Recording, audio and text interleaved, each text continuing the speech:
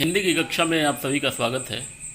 आज हम सब पूरक पुस्तक वितान से भारतीय गायिकाओं में बेजोड़ लता मंगेशकर इस पाठ को पढ़ेंगे। इसके लेखक हैं गंधर्व कुमार। तो छात्रों, वे दो शब्द जो आपके सम्मुख बार बार आएंगे इस पाठ में, सबसे पहले हम उन दो शब्दों का अर्थ जान लेते हैं। तो एक शब्द है शास्त्रीय संगीत या शास्त्रीय गायन या गायकी। तो शास्त्रीय गायन क्या होता है? वह गायन जिसमें गीत को निर्धारित नियमों के अंतर्गत गाया जाता है, यानी उस गीत को गाने के लिए कुछ नियम बना दिए गए हैं, उस नियम के अंतर्गत ही उस गीत को गाया जाता है। तो वो कहलाता है शास्त्रीय संगीत या शास्त्रीय गायकी। और दूसरा शब्द है चित्रपट संगीत। तो चित्रपट संगीत का अर्थ है फिल्म संगीत। जो फिल्मों में गीत आप सुनते हैं वही गीत चित्रपट संगीत कहलाते हैं। अब हम पाठ को पढ़ते हैं। तो लेखक कहते हैं, बरसों पहले की बात है, मैं बीमार था। उस बीमारी में एक दिन मैंने सहज ही रेडियो लगाया और अचानक एक अद्वितीय स्वर मेरे कानों में पड़ा। स्वर सुनते ही मैंने अनुभव किया कि यह स्वर कुछ विशेष है, रोज का नहीं। यह स्वर सीधे मेरे कलेजे से जा भिड़ा। तो गायक कहते हैं कि बहुत पहले की बात है कि मैं एक बार बीमार हो गया। तो बीमार था तो खटिया पे पड़ा हुआ था। तो खटिया पे पड़े पड़े एक दिन अचानक रेडियो ऑन कर दिया, रेडियो शुरू कर दिया और गीत सुनने के लिए चैनल लगाया और अचानक एक ऐसा स्वर सुनाई दिया जिसके समान आवाज़ मैंने दूसरा नहीं सुना था। और वह आवाज़ सुनकर मैंने अनुभव किया कि यह स्वर कुछ असाधारण है, विशेष है, क्योंकि यह स्वर सीधा, यह आवाज़ सीधा मेरे कलेजे से जा भिड़ा, मेरे हृदय में से जा लगा, क्योंकि यह रोज़ की आवाज़ की तरह एक आवाज़ नहीं थी, यह असाधारण आवाज़ थी। और लेखक फिर कहते हैं कि मैं तो हैरान हो गया। मुझे समझ में नहीं आ रहा था कि यह स्वर किसका है। मैं तन्मयता से सुनता ही रहा। लेखक कह रहे हैं कि आवाज़ सुनकर मैं चकित हो गया और मैं यह सोच रहा था कि यह किसकी आवाज़ है, क्योंकि यह आवाज़ मैंने पहले कभी सुनी नहीं थी। गाना समाप्त होते ही गायिका का नाम घोषित किया गया, लता मंगेशकर। और जब गीत समाप्त हुआ तो उस गीत को गाने वाली गायिका का नाम घोषित किया गया और उसका नाम था लता मंगेशकर। एक शब्द आया है तन्मयता। तो तन्मयता का अर्थ होता है तल्लीनता, यानी बहुत ध्यान लगा के कोई काम करना। तो ये ध्यान लगा के सुन रहे थे। और फिर लेखक कहते हैं कि नाम सुनते ही मैं चकित हो गया। मन ही मन एक संगति पाने का अनुभव हुआ।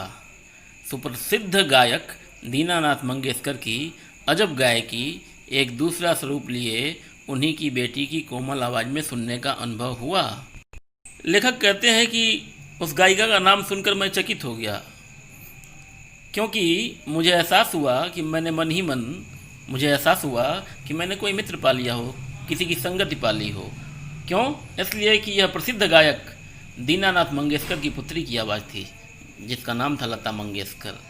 यह ऐसा लगा कि दीनानाथ मंगेशकर की गायकी का ही दूसरा स्वरूप लेकर उनकी बेटी की आवाज़ सुनने में आ रही है, क्योंकि दीनानाथ मंगेशकर खुद भी एक अच्छे गायक थे। तो लेखक को ऐसा लगा कि दीनानाथ मंगेशकर की गायकी ने एक दूसरा स्वरूप धारण कर लिया है और यह उनके बेटी की कोमल आवाज़ में सुनने का अनुभव हुआ। यानी यह दीनानाथ मंगेशकर की गायकी का जो दूसरा स्वरूप था वह उनकी बेटी की आवाज़ में सुनने को मिला। फिर लेखक कहते हैं कि मुझे लगता है बरसात के भी पहले के किसी चित्रपट का वह कोई गाना था। यानी वह जो गीत सुन रहे थे वह गीत बरसात फिल्म के पहले के किसी फिल्म का गीत था। तब से लता निरंतर गाती चली आ रही है और मैं भी उसका गाना सुनता आ रहा हूँ। लता के पहले प्रसिद्ध गायिका नूरजहां का चित्रपट संगीत में अपना जमाना था, परंतु उसी क्षेत्र में बाद में आई हुई लता उससे कहीं आगे निकल गई। कला के क्षेत्र में ऐसे चमत्कार कभी कभी दिख पड़ते हैं। जैसे प्रसिद्ध सितारिये विलायत खां अपने सितारवादक पिता की तुलना में बहुत आगे चले गए। अब यहाँ लेखक कहते हैं कि उस फिल्म के बाद तो जब से मैंने उसका गीत सुना उसके बाद लता मंगेशकर फिल्मों में लगातार गाती चली गईं और मैं भी उनके गीत सुनता चला गया।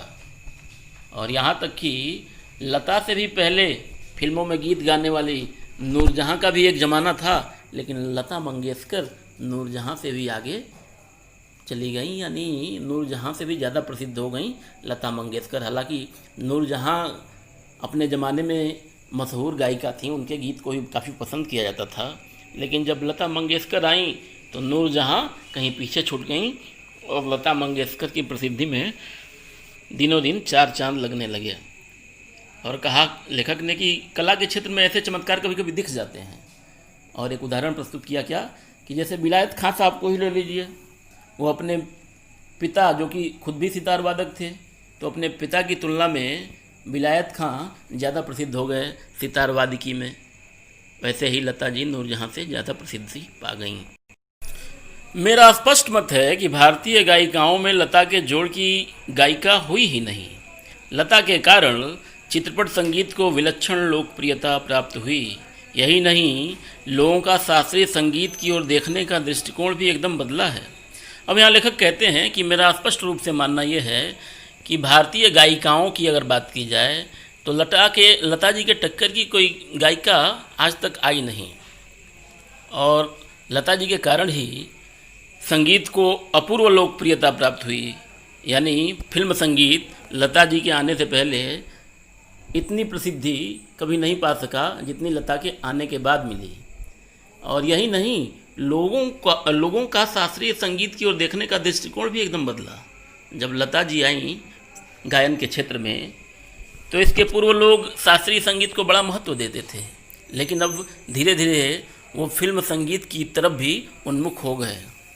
लेखक कहते हैं कि छोटी बात कहूँगा, पहले भी घर घर छोटे बच्चे गाया करते थे, पर उस गाने में और आजकल घरों में सुनाई देने वाले बच्चों के गानों में बड़ा अंतर हो गया है। लेखक एक उदाहरण दे रहे हैं, कह रहे हैं कि एक छोटी सी बात बताता हूँ।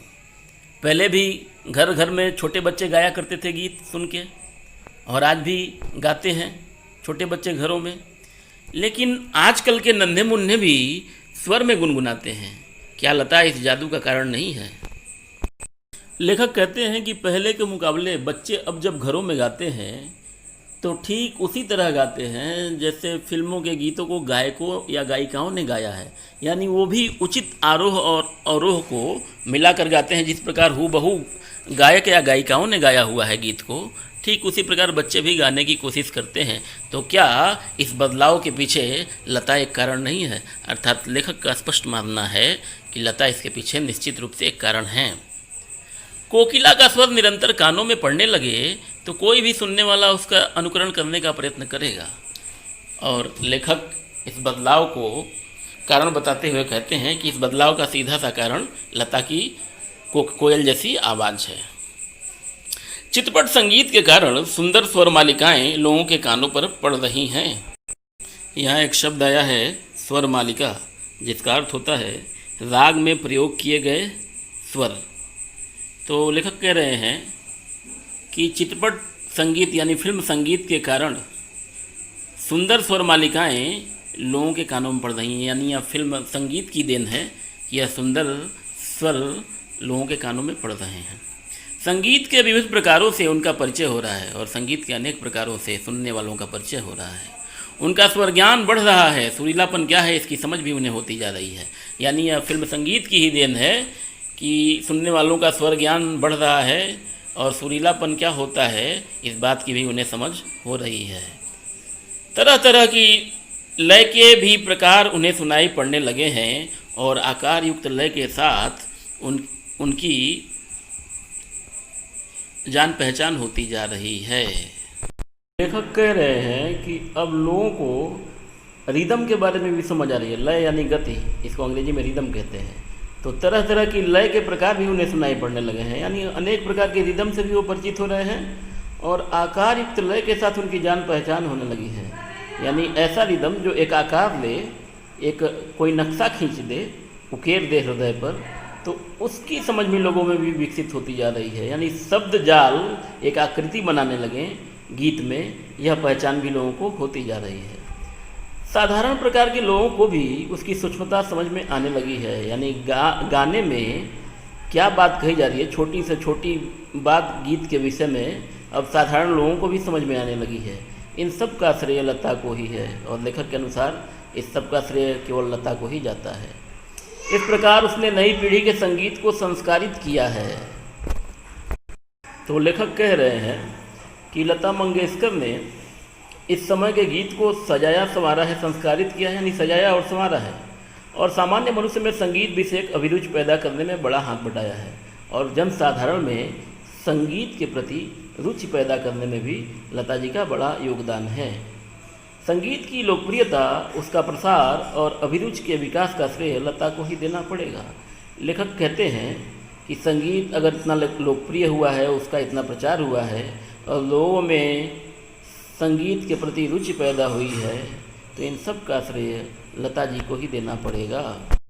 सामान्य श्रोता को अगर आज लता की ध्वनि मुद्रिका और शास्त्रीय गायकी की ध्वनि मुद्रिका सुनाई जाए तो वह लता की ध्वनि मुद्रिका ही पसंद करेगा। लेखक कहते हैं कि अगर एक सामान्य श्रोता को लता की आवाज़ में कोई गीत सुनाया जाए और शास्त्रीय संगीत का कोई गीत सुना दिया जाए तो निश्चित तौर पे सुनने वाला जो है वह लता की आवाज़ में गाया हुआ गीत ही पसंद करेगा। गाना कौन से राग में गाया गया और ताल कौन सा था, यह शास्त्रीय ब्यौरा इस आदमी को सहसा मालूम नहीं रहता। उसे इससे कोई मतलब नहीं कि राग मालकोस था और ताल त्रिताल। लेखक यहाँ कहते हैं कि गीत कौन से राग में गाया जा रहा है और गीत में कौन से ताल का प्रयोग किया गया, यह शास्त्रीय ब्यौरा साधारण व्यक्ति को मालूम नहीं रहता है और ना ही इससे उसको कोई विशेष मतलब होता है कि कौन से राग में गीत गाया गया और कौन सा ताल था। यहाँ मालकोस और त्रिताल दो शब्दों का वर्णन है, तो मालकोस एक राग का नाम है और त्रिताल एक ताल है। तो उसे तो चाहिए वह मिठास जो उसे मस्त कर दे, जिसका वह अनुभव कर सके, और यह स्वाभाविक ही है।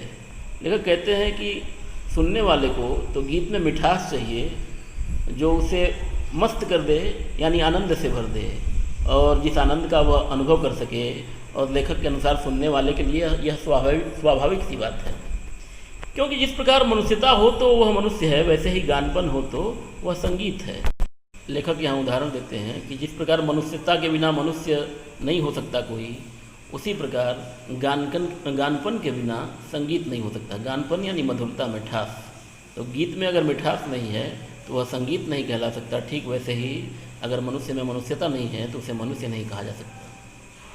और लता का कोई भी गाना लीजिए तो उसमें 100% यह गानपन मौजूद मिलेगा। और लेखक के अनुसार लता जी का कोई भी गीत आप सुने तो उसमें 100% यानी 100% यह मिठास मौजूद रहेगी। लता की लोकप्रियता का मुख्य मर्म यह गानपन ही है। अब लेखक यहाँ कह रहे हैं कि अगर लता मंगेशकर इतनी लोकप्रिय हुई तो उसका मुख्य रहस्य यही था कि उनके गीत में मिठास होता है। लता के गाने की एक और विशेषता है उसके स्वरों की निर्मलता, और एक और कारण उनके प्रसिद्धि का बता रहे हैं, उनके गीत की विशेषता बता रहे हैं कि उनके गीत की एक और विशेषता है, वह है उनके स्वरों की पवित्रता। उसके पहले की पार्श्व गायिका नूरजहां भी एक अच्छी गायिका थी, इसमें संदेह नहीं, तथापि उसके गाने में एक मादक उत्तान दिखता है। लेखक यहाँ कहते हैं कि लता मंगेशकर के पूर्व जो गायिका थी नूरजहां, वह भी एक बहुत अच्छी गायिका थी, इसमें कोई संदेह नहीं। और उनके गाने में एक नशीला फैलाव दिखता है। मादक यानी नशीला, उत्तान यानी फैलाव। तो कहा कि नूरजहां के गानों में एक मादक फैलाव दिखता है। लता के स्वरों में कोमलता और मुग्धता है। तो कहा कि उनके नूरजहां के स्वरों में नशीलापन का फैलाव था, लेकिन लता के स्वर में कोमलता और मोहित कर देने वाली कला दिखती है। यानी वह जो भी उनकी आवाज़ को सुनता है वह मुग्ध हो जाता है। ऐसा दिखता है कि लता का जीवन की ओर देखने का जो दृष्टिकोण है वही उसके गायन की निर्मलता में झलक रहा है। और लेखक के अनुसार कि व्यक्ति का जीवन के प्रति जो दृष्टिकोण होता है वह उसके व्यक्तित्व में झलकता है। तो लता जी का जो दृष्टिकोण है जीवन को देखने का, वह दृष्टिकोण उनके गायन में भी दिखता है। जो कि बहुत ही पवित्र है। हाँ, संगीत दिग्दर्शकों ने उसके स्वर की इस निर्मलता को का जितना उपयोग कर लेना चाहिए था उतना नहीं किया। अब यहाँ लेखक का स्पष्ट मानना है कि संगीत को दिशा देने वाले लोगों ने लता जी की आवाज़ का जितना अच्छा उपयोग करना चाहिए था उतना अच्छा उपयोग किया नहीं। मैं स्वयं संगीत दिग्दर्शक होता तो लता को बहुत जटिल काम देता, ऐसे कहे बिना रहा नहीं जाता।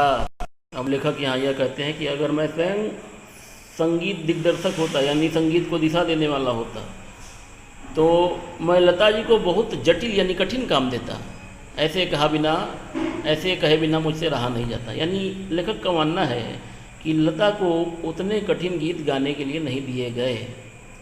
लता के गाने की एक और विशेषता है उसका नादमय उच्चार। लता के गीत में लेखक को एक और विशेषता दिखाई देती है, उनका नादमय उच्चार, यानी जोर से आरोह और अवरोह लेने का जो क्रम है उसको इनके गीत की विशेषता लेखक बता रहे हैं। उसके गीत के किन्हीं दो शब्दों का अंतर स्वरों के आलाप द्वारा बड़ी सुंदर रीत से भरा रहता है। यहाँ नादमय उच्चार इसके पहले लाइन में आया है, तो नादमय उच्चार यानी ऊंचे स्वर में गाना। और यहाँ दूसरी लाइन में कहते हैं कि उसके गीत के किन्हीं दो शब्दों का अंतर स्वरों के आलाप द्वारा बड़ी सुंदर रीत से भरा रहता है। यानी दो शब्दों के बीच में वो बहुत ही सुंदर आलाप लेती हैं जो सुनने में बहुत अच्छा लगता है, और ऐसा प्रतीत होता है कि वे दोनों शब्द विलीन होते होते एक दूसरे में मिल जाते हैं। कितनी सुंदर लेखक की कल्पना है। लेखक कह रहे हैं कि दो शब्दों के बीच जब लता जी आलाप लेती हैं तो ऐसा लगता है कि वो दोनों शब्द विलीन होते होते यानी गायब होते होते एक दूसरे से मिल जाते हैं। यह बात पैदा करना बड़ा कठिन है, परंतु लता के साथ यह बात अत्यंत सहज और स्वाभाविक हो बैठी है। लेखक यह बात कहते हैं कि ऐसा करना, दो शब्दों को समाप्त होते होते मिलाने जैसा प्रतीत कराना बड़ा कठिन कार्य है संगीत में, लेकिन लता जी के लिए यह आसान सी बात है। ऐसा माना जाता है कि लता के गाने में करुण रस विशेष प्रभावशाली रीति से व्यक्त होता है, पर मुझे खुद यह बात नहीं पड़ती। यानी लेखक कहते हैं कि लोग ऐसा कहते हैं कि लता जी के गाने में करुण रस विशेष रूप से प्रभावशाली होता है, यानी ऐसा गीत जिसमें करुण रस का प्रवाह होता है, ऐसे गीत लता जी बहुत अच्छा गाती हैं, पर मुझे यह बात ठीक नहीं लगती। मेरा अपना मत है कि लता ने करुण रस के साथ उतना न्याय नहीं किया। लेखक का मानना है कि करुण रस के जो गीत होते हैं लता जी उसको और अच्छा गा सकती थी, उतना न्याय नहीं किया जितना किया जा सकता था। बजाय इसके मुग्ध श्रृंगार की अभिव्यक्ति करने वाले मध्य या द्रुत लय के गाने लता ने बड़ी उत्कटता से गाए हैं। इसके विपरीत लेखक का मानना यह है कि लता जी ने श्रृंगार रस के जो गीत हैं और जो मध्य या द्रुत लय वाले गीत हैं, श्रृंगार रस के अंतर्गत जो मध्य और द्रुत लय वाले गीत हैं, लता जी ने उनको बहुत ही तीव्रता से गाया है। उत्कटता यहाँ एक शब्द है जिसका मतलब होता है तीव्र या उग्र। मेरी दृष्टि से उसके गायन में एक और कमी है, तथापि यह कहना कठिन होगा कि इसमें लता का दोष है। लेखक कहते हैं कि एक और कमी है लता जी के गायन में। तो फिर लेखक कह रहे हैं लेकिन इसमें यह नहीं कहा जा सकता कि इस दोष में, इस कमी में लता का कितना दोष है और संगीत को दिशा दिखाने वाले लोगों का कितना दोष है। लता का गाना सामान्यतः ऊंची पट्टी में रहता है। गाने में संगीत दिग्दर्शक उसे अधिकाधिक ऊंची पट्टी में गवाते हैं और उसे अकारण ही चिलवाते हैं। यहाँ लेखक कह रहे हैं कि लता जी को सामान्यतः ऊंचे स्वर वाले गीत गवाए जाते हैं, इसलिए उन्हें मुझे ऐसा प्रतीत होता है कि व्यर्थ ही वो चिल्लाते हैं, यानी ज़्यादा जोर से व्यर्थ ही गवाते हैं। ऐसा करना नहीं चाहिए।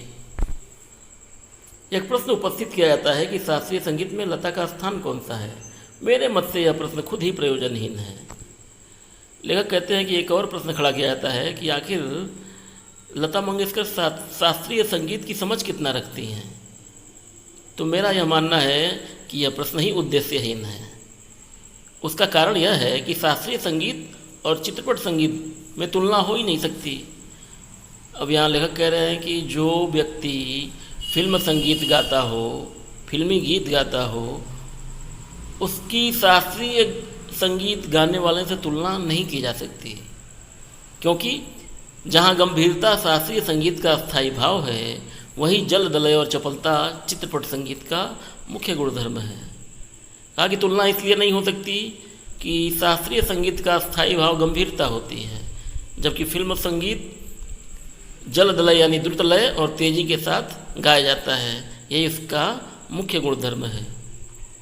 चित्रपट संगीत का ताल प्राथमिक अवस्था का ताल होता है, जबकि शास्त्रीय संगीत में ताल अपने परिष्कृत रूप में पाया जाता है।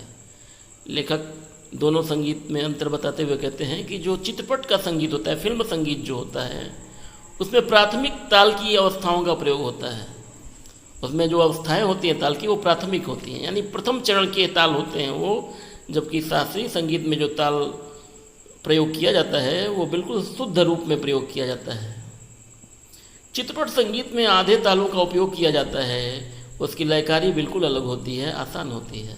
और कहा कि फिल्म संगीत में एक तो आधे तालों का प्रयोग किया जाता है, पूरे तालों का प्रयोग नहीं किया जा सकता है, और साथ ही साथ फिल्म संगीत में जो लयकारी होती है, रिदम जो होता है, वो बिल्कुल अलग होता है शास्त्रीय संगीत के मुकाबले, और आसान भी होता है। यहाँ गीत और आघात को ज़्यादा महत्व दिया जाता है, यानी फिल्म संगीत में गीत और गीत में आने वाली लाइनों पे बल देने को ज़्यादा महत्व दिया जाता है। सुलभता और लोच को अग्रस्थान दिया जाता है, तथापि चित्रपट संगीत गाने वाले को शास्त्रीय संगीत की उत्तम जानकारी होना आवश्यक है, और वह लता के पास निसंशय है। तो यहाँ लेखक कहते हैं कि सुलभता यानी आसानी, और लोच का मतलब होता है स्वरों का बारीक प्रयोग। तो आसानी और स्वरों का बारीक प्रयोग चित्रपट संगीत में इसे पहला स्थान इन दोनों को दिया जाता है। फिर भी जो फिल्म संगीत गाने वाले गायक हैं, उनको भी शास्त्रीय संगीत की उत्तम जानकारी होनी आवश्यक है, और जो लता जी के पास बिना किसी संशय के है, यानी लता जी को शास्त्रीय संगीत का ज्ञान है। 3-3.5 मिनट के गाए हुए चित्रपट के किसी गाने का और एकाध खानदानी शास्त्रीय गायक की 3-3.5 घंटे की महफिल, इन दोनों का कलात्मक और आनंदात्मक मूल्य एक ही है। अब यहाँ लेखक कहते हैं कि 3 मिनट का कोई फिल्म संगीत हो या 3-3.5 घंटे के किसी शास्त्रीय संगीत का महफिल हो, इन दोनों का कलात्मक पक्ष और आनंदात्मक पक्ष दोनों ही एक ही बराबर है, ऐसा लेखक का मानना है। यानी जो मज़ा 3 मिनट के फिल्मी संगीत को सुनने में आएगा, वही मज़ा 3.5 घंटे का शास्त्रीय संगीत भी देगा। ये एक को ऊपर और एक को नीचे नहीं रखा जा सकता है।